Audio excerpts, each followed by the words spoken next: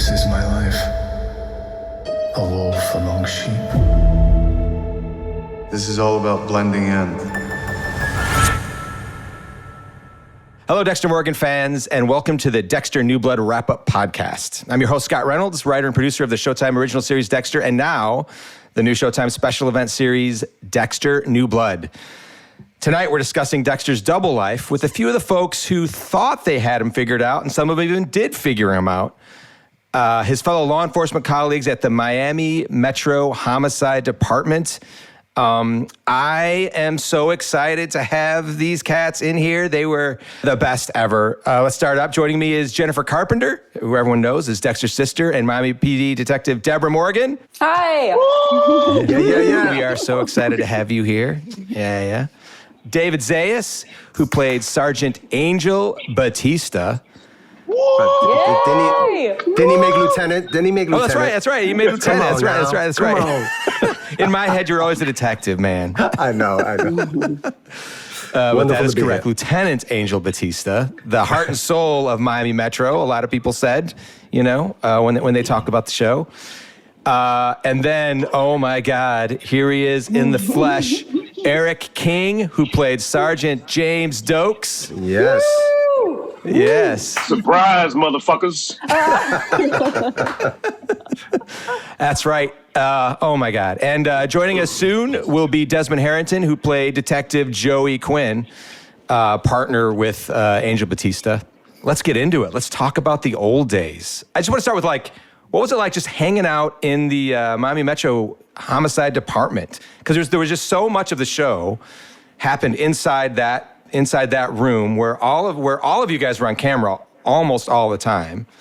Like before The Office, we were The Office, right? Mm-hmm. You want to just talk about what that was like being in Miami Metro Homicide and working alongside each other and being these people? I would have to say this, Scott. Beyond just hanging out as the characters, It was a joy to hang out with the actors. Yeah. To start this project together, to do the pilot together, not knowing where it was going to go, not knowing what it was going to become, right? The juggernaut that it was going to become. Just hanging out with this crew here put a smile on my face. So, the extension, of course, is to go into the set, to work as the characters, to discover those relationships. But it all stems from this relationship. And I'm just grateful to see my guys and my ladies, my peoples. Mm-hmm. That's right. Yeah. The one thing that I remember that grabs me is how colorful the set was. The show itself has the most amazing colors, where my granddaughter watching it for the first time when she was 6 years old, she just loved the colors of it. She goes, look how colorful it is. And that was a great way to do it. And then hanging out on set and off set with really family. It becomes a family, and you really care and you love these people that you're working with. And it was just, I always felt warm when I was on set with everybody, and I learned a lot from everybody, and it was just a wonderful time, Yeah, I think spending all that time in the bullpen, what we called it, it just fed the show. A lot of times, there'd be a turnaround where it's going to take 30 minutes, and I would opt to stay there because that's our crew became our family, and we know everything about their business, and you all know absolutely everything about mine. And what's funny is I did a show after Dexter called Limitless, and I was looking at a file, and it was all of our Dexter props. It was all of our Dexter paperwork. I found a letter that I had handwritten to some character. Wow. They had bought our truck to use as their office files and things. It was so wild. But That's crazy. I know. I was transported back and felt like, this stuff is precious. What's it doing here? Wow, that's beautiful. Yeah. What a nice full circle moment. Yeah. It'd be just for a quick moment of wait a second, who am I this time? Yeah. Right, yeah. Am I being typecast? Right. So you had all of the detectives and Miami Metro Homicide in one section. And then over in this one section, you had the blood spatter walls with Dexter Morgan, Michael C. Hall playing Dexter Morgan, with the blood all over the walls, and he sort of has in this sort of like prime spot where he's overwatching everybody. He gets to see, the set was sort of designed that way, but he gets to see what everybody's up to at all times. Dexter as a forensic analyst for Miami PD, was it the perfect cover for this guy? I mean, for Doakes, I'm not so sure, but... Right. I mean, of course it was a perfect cover for everybody else. Okay. Yeah. But for Doakes, I think it was... I think it was actually a metaphor, the fact that he was all over the place and was able to figure things out. And I think it really pissed Doakes off that Dexter was always one step ahead. How does he fucking know so much is what he used to say to him. That's right. And he's like a pit. I've said before, he's like a pit bull looking for a bone. He wasn't gonna let the bone go. So, of course, it was to his demise. But that's who he was. Very righteous man. I think that the one thing, and this is a testament to the writers, the way Dexter was written. He was never really 100% this way or 100% that way. He kind of just fit in when it was necessary for him to fit in. And then he detached when it was necessary to detach. And he did it so seamless that it wasn't really something that everybody was saying, why is Dexter acting so weird? He acted the way he always acted. I mean, there was a lot of weird people in our show. You get Masuka, there's always, everybody's got their strange way of being. And when you're in an environment of law enforcement, there is an automatic trust in a certain way that, the person you're working with in law enforcement is not a serial killer.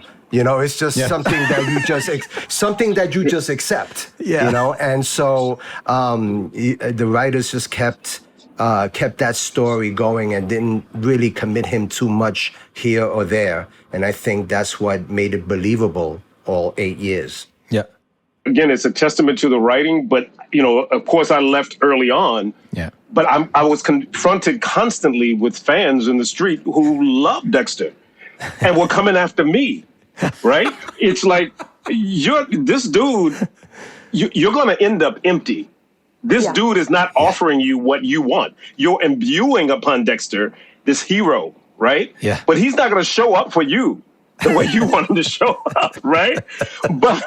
But that was actually the beauty of the show. I just kept thinking, I ain't the serial killer, MFs. I ain't the serial killer. I ain't killing nobody. In any other movie, you're the hero. Yeah, it's the cop who's working in the thing and no one believes him and he's going to find out the truth. Exactly. And in many ways, I think Dexter was in my opinion, it ushered in that sort of whole anti-hero hero, that people were rooting for this, this bad guy, and you knew that, the righteous guy was going to have to go along the side. Doakes had to go for the show to continue the way it was going, or the character had to lose his integrity. And I'm glad I was able to, and the writers were able to help me maintain that. So I appreciate that. With Jennifer, yes, talking about Deb being on the force and the sort of brother-sister relationship. It was amazing. First of all, let's just talk about season 1. Even that first episode where you want to just talk about this drive that she had and how this was sort of connected with her brother, not only with a cop dad and all the things that comes with that, but how at the beginning she just wanted to solve things and be a part of this and sort of live up to her brother and live up to her father, and how sort of jumpy she sort of was and unsure of herself, and how much she sort of leaned on Dexter and how that relationship sort of changes over the course. That's a big question, but it's amazing. That journey is amazing. It's one of my favorite things of the show. Well, you all wrote it. It is amazing, and your tone, the up tone of it is speaks to it like it's a positive thing, and it is positive that she was so driven. But when you think about where all of that comes from, I mean, I think she was dealing with massive abandonment issues from her father, abandoning her to take care of this broken bird. And I think that her aggressive attack on trying to excel in that world that wasn't her own, but was inherited, was driven by that, was driven by her need to connect with something or someone, which was, as we all know now, an impossible venture. Yeah, it's tough. It's tough being friends with psychopaths. Or it's impossible, siblings. actually. Yeah. Impossible. Another thing that was also really fun as the show went on was this this drive to go after the same killers. The way that Dexter wanted to go after these killers to do his own thing to sort of satisfy his dark urges. And then we had Miami Metro Homicide, which 9 times out of 10 was doing it out of a sense of justice and a sense of goodness and a sense of righteousness, you know. I want to talk a little bit about how that felt on the show, and dealing with it goes under that performance thing, right? Of the truth of what's really going on, but you have to sort of fake it all this time, and make that seem real. I feel like Dexter was always sort of introducing himself to people, and you know how people work very hard to show you their best self early on in a relationship, whatever the relationship may be. I think that's what he was in the practice of. So it's almost like you wanted to smack him in the back of the head and be like, where are you? You know, why aren't, do your job? It was a nice, it made it look like he had a handicap when really he was fully functioning in his malfunction. Yeah, also, I think well said, because I think for Doakes, those were some of the clues.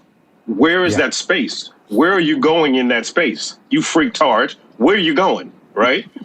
And then the fact that he was so smart kept throwing Doakes off, you know? So I think that's very well said, Jen, that it created some space for us, for the other characters to imbue qualities onto him.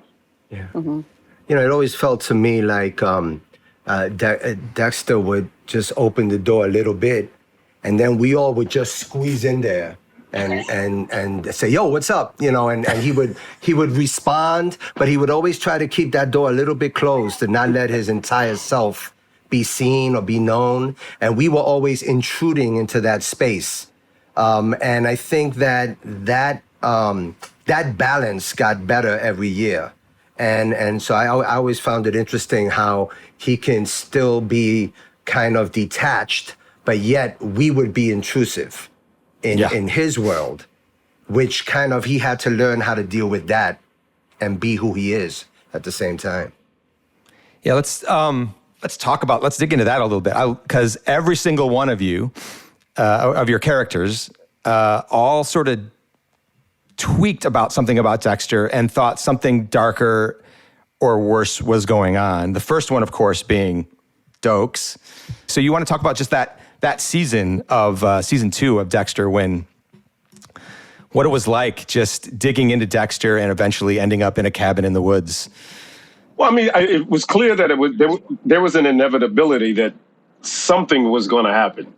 You know, I mean, when I try to think it through as an actor, you know, the producers were so gracious to pull me in and have a conversation with me so that I understood, you know. So I understood that there was a trajectory for the character, and for him to authentically be himself, he had to find something. You can't go 7 seasons going, I'm watching you, motherfucker, and not find something. Yeah, you know what I'm saying? It's like, okay, that's boring, right? Yeah. And so, you know, those last couple of episodes were a beautiful homage to Doakes' journey with Dexter, but it was clear he had to find something. Yeah. And I was actually, it was heartening to know that it wasn't Dexter that was going to kill him. And a lot of people in the street still think that Dexter killed Doakes, and that's not what happened. Yeah. Do you know? Yeah, I think it was brilliant. It was brilliant as for writers, you know, fell on Lila's shoulders. Yeah. I mean, we couldn't let Dexter do that. It felt like that would be. It would have broken his code. Yeah. And we got there eventually, but it took a long time. One of my favorite moments I have a couple with you, but breaking into Dexter's apartment and finding the blood slides. Yeah. You just want to talk about that day, and you know, it was a simple sort of setup, but it was thrilling. I remember people freaking out during that sequence. Well, just to be in that space, and I think I've been to the door before, if I remember, but to be inside of the space was, Doakes rubbing his hands together like, oh shit, this is it. I mean, he's a detective, right? So I'm in the space now. So, it was, I think it was for the actor, for the character, for the audience, that moment of finding the slides, forget about it. Yeah. Beautiful writing. But I also think that the way you set up Doakes, because Doakes had a dark past also, and you showed that. So when the time came, like for example, that storyline where he shoots somebody, and I realized that he's, am I supposed to lie for him? Right. Am I supposed to, and that he never really revealed who he was to the rest of us. So it turns out the rest of the characters, for me, at least for me, I trusted Doakes a lot less than I trusted Dexter. Yeah. And it was like the way that was set up. So when it came out that they were suspecting Doakes, in the second season, I was like, it makes sense. To Batista, it makes sense, the way he was acting and the way. So that kind of threw off the scent of anyone suspecting Dexter of anything because it went all to Doakes, and I found that really, really interesting. Thank you, David, for your work. Your work in that whole arc, brother. I appreciate you. You and Jennifer. It was great. Thank you. So what was it like for you? I want to call you Batista, Zayas. Yeah.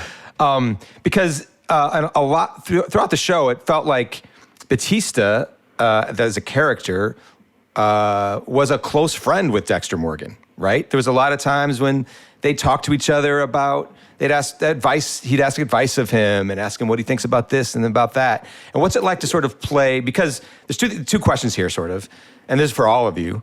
What's it like to play against someone you've read the script, you know that he's a serial killer, but you can't play it that way. You have to play the truth of the moment between these two. And then also, and this is for everybody, that sort of strange times that happen when Dexter's voiceover is happening. Because there's unnatural pauses that you guys have to sort of just let happen. The first couple of seasons, that we would go hang out. We were like, we were good friends. Yeah. And then I believe, I don't know, I'm just guessing that it was like, wait a second, let's not make this relationship so tight because then we're going to have to make some hard choices as we're writing this show. So I think after the first couple of seasons, it started, on occasion, we would get together and he would ask for advice or I would ask him for advice. And that developed, but that had to, I think, slow down so that we can keep the momentum of the show. That was my take on it, Yeah, for sure. On our end, from the writer's end, we had to have them start wondering, what is up with Dexter? There's something going on here. Just because people would have to start to notice. Yeah, for sure. Then you had your own sort of, thanks to your wife, then ex-wife, run-in with Dexter. You want to talk a little bit about that? The journey of Dexter as friend to, what's this guy been up to? Yes, like I was just saying, when there were moments that I feel if Batista would have investigated further, it would have revealed some things that maybe would not sit well with him. And I think that character purposely avoided that because of the love and the respect he had for both Dexter and Debra, because, he loved them both. And it was something that it's very easy to ignore certain things if it's inconvenient for you. Yeah. If it's going to cause a lot of pain for yourself and a lot of doubt that I've just spent 8 years and I've been fooled for 8 years. There are moments that you discover that if you investigate further, then the truth will be revealed and then you have to take action. And I think Batista avoided a lot of those moments. Again, it goes to that heart of that guy. Yeah. Led with his heart. In the final episode of season 8, there is a moment where we're questioning Desmond and I, Joey Quinn and I, and Batista are questioning Dexter. And there was a moment, and you know, when you're familiar with the character and you got the character in your soul and in your blood, you discover moments at the moment that you're doing it. And sometimes you could catch it, sometimes you don't. But there was a moment where we looked, Desmond and I looked at each other after Dexter stabbed that the guy in the neck, forgot the character's name. And then we're questioning him, why did you go in there? Why? And his answers were not satisfactory. And there was a moment where I looked at Desmond and I said, I think he killed him. But we're so far in and we're so far invested in that relationship. Like in real life, when you have cops that work together for years and then one is discovered to be taking money or taking drugs, the other cop it's not as easy as I'm turning you in. Yep. Because you've created that kind of bond. And there was a moment in season 8 when I'm like, oh, okay, I think I know the truth, but I'm not going to go there. Yeah. It was all, wrapped up in what happened to Jennifer's character. And, yes. She's laying, and everybody was feeling that, yeah. The next person to, really dig into Dexter, I think, was you, Desmond, wasn't it? After... With Joey Quinn, it was after season 4 when we punched everybody in the stomach with the death of Rita. Joey Quinn. Wasn't it earlier? I kind of stumbled into him because he saw me stealing money. Oh, that's right. That's right. Yeah. It was that was season 4, I think, right? Yeah. How do you all remember the show? I don't remember anything. Well, as he was speaking, as Doakes was Erik was speaking. I was like, how the hell did I get into it? And I was like, yeah, he saw me stealing money. I tried to offer him the tickets, and it really bothered me that he wouldn't accept these dolphin tickets from me that I offered him for his silence and seeing me do that. It was like I was focused on Dexter and what he was doing, but it was used, or it became the thing to sort of pull me off of Dexter. Was my interest in her, my interest in Jennifer or Debra, whatever the fuck. So it worked for the show. It was fun. I suspected him of being a part of this, and he was clear on it, and then just kind of this relationship with Debra started, and it sort of pulled his head away, I guess. Yeah, and it's also it was Debra's belief in her brother that sort of helped that out a lot. Yeah. Jennifer, as Debra Morgan, had the really truly did find out what Dexter was. You want to talk a little bit about that journey? I think, and it got so intense with the things that she started to figure out about her feelings with Dexter. I guess, what was it like, to find out what Dexter was? Because we played right up to the edge a couple times. Wasn't it the end of season 5? Was it the Lumen season? I'm not going to be able to help you. Okay. Yeah. I mean, I'm with the season. I do think one thing I can say about that is, Deb had written a story about who her brother was and what their relationship was, and he held status in her life and in many people's lives, she thought. And I think that when she found out that he was a serial killer, then it shifted to, if I lose him, I am alone in the world. I am alone in the world and to me, the world has been exposed to me in a way where I know there are serial killers and evil people, and I don't want to be alone here. So then the new way into playing morally, I think my character had character. I think my character wanted to put bracelets on his character. Yes. And I think that it was more about, okay, I will focus on his potential. I will assume he is also interested in seeing his potential. I will assume that he is not a stranger to shame you know, that he is, that he has a beating heart and a moving soul. And I was wrong about those things. And that's why it's so hard sometimes to talk about this show or listen to people talk about this show, or even in the fanship of the show. Sometimes I'm like, wake up. Wake up. It's the magic of Dexter. Know? Yeah.